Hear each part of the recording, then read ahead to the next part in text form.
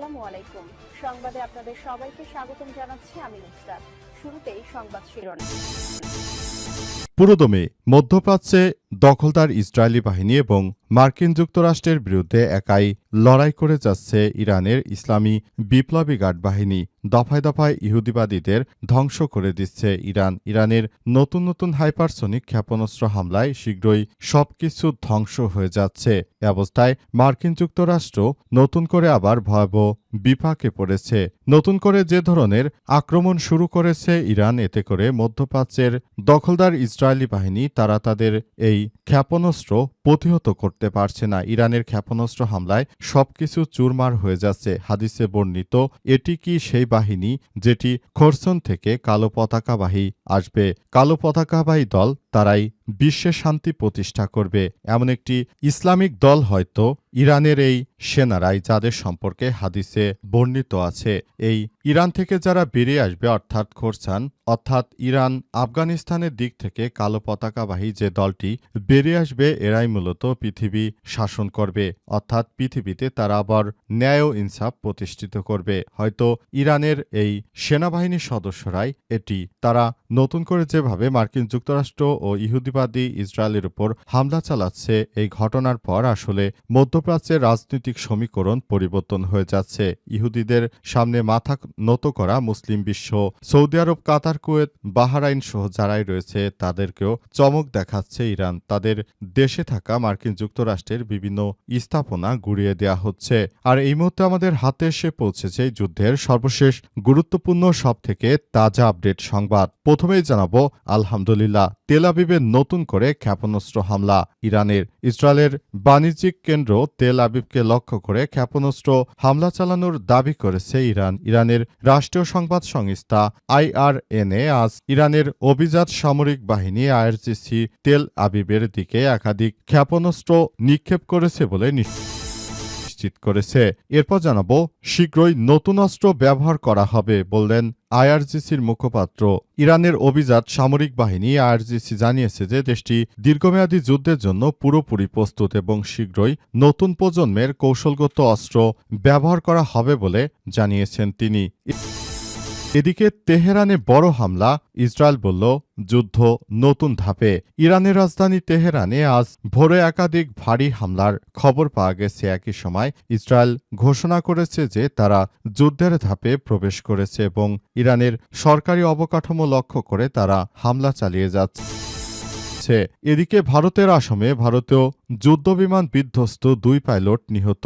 2 জন pilot সহ ভারতের যুদ্ধবিমান বিধ্বস্ত হয়েছে। তবে কি কারণে বিধ্বস্ত হয়েছে সেসব বিষয় এখন পর্যন্ত ভারতের পক্ষ থেকে কোনো তথ্যই দেয়া হয়নি।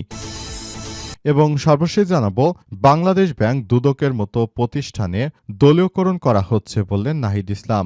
নতুন সরকার গঠনের পরে বাংলাদেশ ব্যাংক এবং দুর্নীতি দমন কমিশন দুদকের মতো প্রতিষ্ঠানগুলোকে দলীয়করণ করা হচ্ছে বলে অভিযোগ করেছেন জাতীয় নাগরিক পার্টি এনসিপির আহ্বায়ক এবং বিরোধী দলীয় চিফ হুইপ নাহিদ ইসলাম। আজ রাজধানীর গুলশানের এক হোটেলে এনসিপির ইফতার মাহফিলে তিনি এসব কথাই জানিয়েছেন। প্রিয় দর্শক, এতক্ষণ শুনছিলেন সংবাদ শিরোনাম, এবারে বিস্তারিত।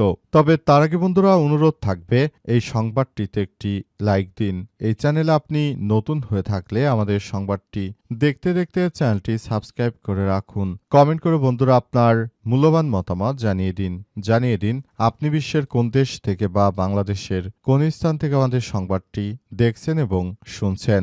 আর বন্ধুরা, গাজা যুদ্ধে আপনি যদি নিরীহ ফিলিস্তিনিদের ভালোবেসে থাকেন, কমেন্টে ইয়েস লিখে পুরো বিশ্বকে জানিয়ে দিন। এবারে বিস্তারিত।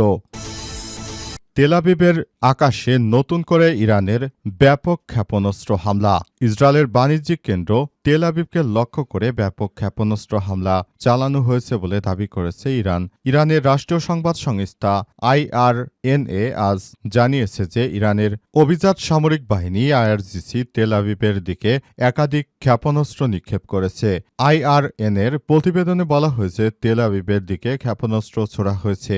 IRGCর এক বিবৃতি উদ্ধৃতি দিয়ে সংস্থাটি জানায় যে শহরের কেন্দ্রস্থল লক্ষ্য করে ক্ষেপণাস্ত্র এবং ড্রোন সমন্বিত হামলা চালানো হয়েছে। তবে হামলায় ক্ষয়ক্ষতি বা হতাহতের বিষয়ে তাৎক্ষণিক কোনো বিস্তারিত তথ্য এখন পর্যন্ত জানা যায়নি।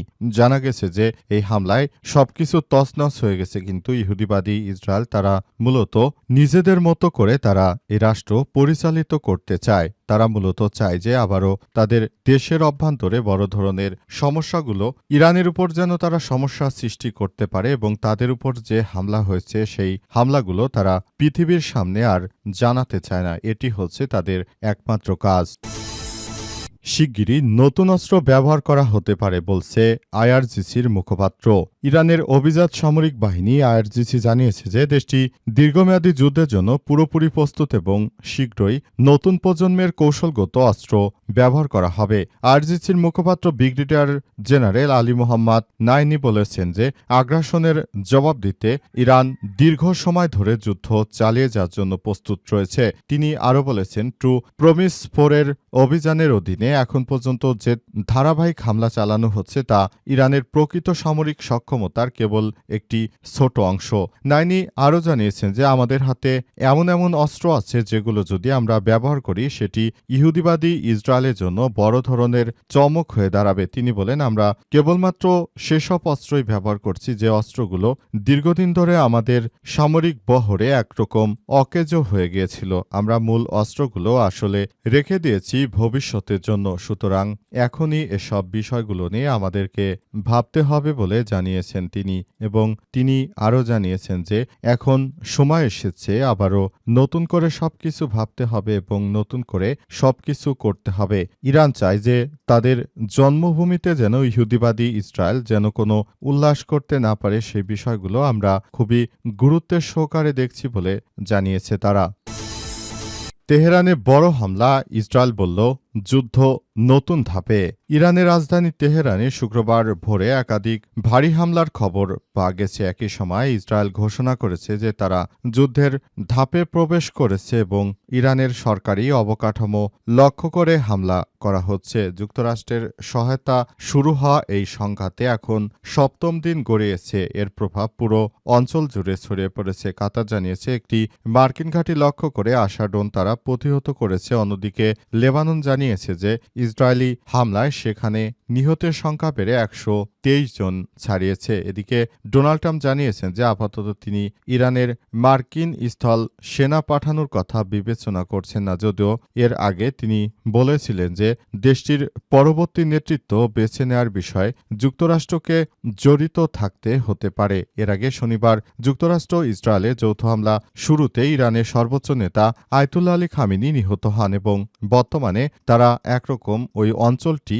অস্থিতিশীল করে তোলার জন্য সর্বোচ্চ প্রচেষ্টা চালিয়ে যাচ্ছে। কিন্তু দখলদার ইসরায়েলি বাহিনীর এই প্রচেষ্টা মনে হয় না বাস্তবায়ন হবে। কারণ হিসেবে বলা হচ্ছে যে ওই এলাকা এখন সম্পূর্ণ আইআরজিসি সেনা সদস্যদের পুরোপুরি নিয়ন্ত্রণে রয়েছে। তারা কোনোভাবেই এই দখলদার বাহিনীকে তাদের বলি হতে দেবে না। তারা সবসময় যে কর্মকাণ্ড পরিচালিত করতে এতদিন ধরে তাদের দেশের প্রধান নেতৃত্ব না থাকলেও আইআরজিসির সেনা সদস্যরা তারা ইরানের বিপ্লবী গার্ড বাহিনী তারা কখনোই এই ইহুদিবাদী ইসরায়েলের সামনে মাথা নত করবে না। দরকার হলে তারা আত্মহত্যা করবে, তারপরও তারা এই ইহুদিবাদী ইসরায়েলের সঙ্গে কোনো আপোষ করবে না। তাদের সঙ্গে যুদ্ধ চালিয়ে নিজের জীবন শেষ করে দিবে, কিন্তু তারাই ইহুদিবাদী ইসরায়েলের কাছে কখনো গোলাম হবে না।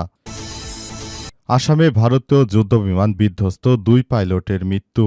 2 জন পাইলটকে নিয়ে আসামের কার্বি আংলং এলাকায় বিধ্বস্ত হয়েছে একটি ভারতীয় যুদ্ধবিমান। ভারতীয় বিমান বাহিনী জানিয়েছে সুখোই S-13 MKI যুদ্ধবিমানটি জোরহাট বিমান ঘাঁটি থেকে বৃহস্পতিবার সন্ধ্যায় আকাশে ওড়ে। কিছুক্ষণ পরে ভারতীয় সময় সন্ধ্যা 7:42 নাগাদ শেষবারের মতো বিমানটির সঙ্গে যোগাযোগ করা হয়েছিল। এরপরেই রাডার থেকে হারিয়ে গেছে যুদ্ধবিমানটি। তল্লাশির পর গভীর রাতে ভারতীয় বিমান বাহিনী তাদের এক্স হ্যান্ডেলে জানিয়েছে যে সুখোই জোরহাট থেকে 60 কিলোমিটার দূরে কাবি আংলং এলাকায় ভেঙে পড়েছে, অর্থাৎ বিমানটি পুরোপুরি বিধ্বস্ত হয়েছে। ভারতের অরুণাচলে 2017 সালে আসামের তেজপুর বিমান ঘাঁটি থেকে ওড়ার পর অরুণাচল প্রদেশের জঙ্গলে ভেঙে পড়েছিল একটি সুখোই S-13 যুদ্ধবিমান থাকা এক স্কোয়াড্রন লিডার এবং এক ফ্লাইট লেফটেন্যান্টের মৃত্যু হয়েছিল বলে তারা তৎকালীন বিবিসির পক্ষ থেকে নিশ্চিত করেছিল। বর্তমানে আবার একই বিমান ভূপাতিত হওয়ার ফলে একরকম ভারতের নিরাপত্তা নিয়ে প্রশ্ন তোলা হচ্ছে। তাহলে তাদের হাতে যে বিমান ছিল সেগুলো যে ধ্বংস হয়ে যাচ্ছে, এর ফলে মূলত ভারতকে আবারও বড় ধরনের সমস্যায় পড়তে পারে নাকি কি হবে সে বিষয়টি এখন পর্যন্ত স্পষ্টভাবে কিছু কেউ বলতে পারছে না। তারা সবাই যার যার জায়গায় থেকে সবকিছু নিয়ন্ত্রণের চেষ্টা করছিল।